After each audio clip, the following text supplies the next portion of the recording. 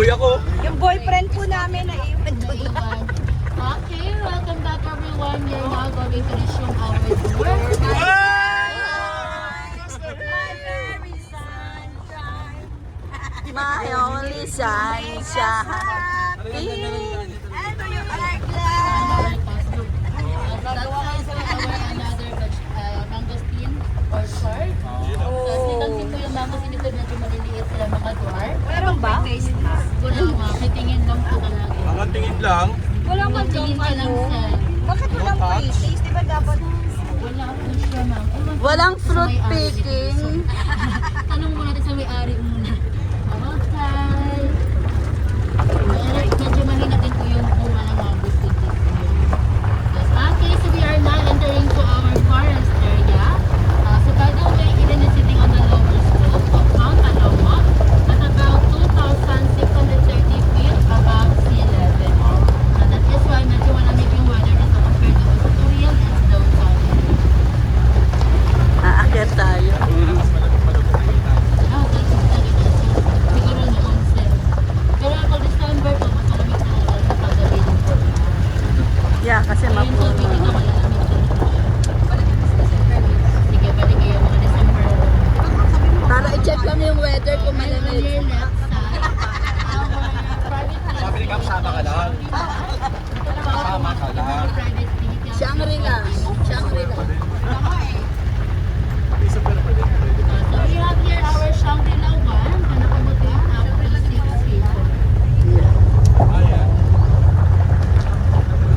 And to your far right side, ayan po yung bahay na may-ari ng resort. So this is not government owned, it's a private owned by Ayala family. Yan alam kayo. Ayun. So Ayala from Davao lang po not related sa Maynila LC. And to your right, our Shangri-La 2, which is time sharing with our owner. So we only offer it to our guests. The owner is not here because it's also their rental house.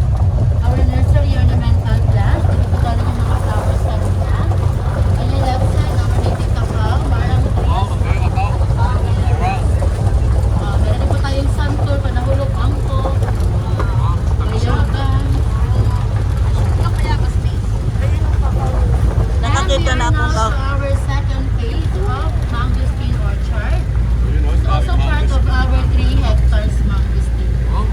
Yan pala ang puno ng mangosteen. Ang mangosteen po walang normal po pre-taste. yan sir, pag maasiminasan yan. Walang ano For the eh. Isudan Mangosteen. So kung may plano kayo magtanim ng mangosteen, simulan nyo na because it will take 8 to 12 years before it can bear fruit. So ganun po siya agad. Pero pag namunga na po yan, it will be fruiting for 100 years na ito. Tuloy-tuloy na yun siya every other year, kalitaan lang. Marami kasi year na, check on year. Nakabot na 100 years ang lifespan ng mangosteen pag hindi dito siya bumula. 100 years? Hindi. Yung So ano, you're overlooking view na those. yung ako na lang makakaawat. Sobra-sobra. Para na sa mga actors, yun tako na nito. Ay, pwede. Pero dapat ang ano mo, kalawak ka dito. Kasi tingnan mo yung mga Yung weather din. ang laki. Oo. Kasi mamaya Taniman na. Hindi magdala ka ng mga sama. Puro walang mga siblings. Uy, fish pan. Siya, pero wala kang benta ngayon. Siguro sa weekends and holidays pa kayo mag-open. Same sa mga fruits din natin at sa mga herbs and spices. Meron kaming benta pero weekends lang din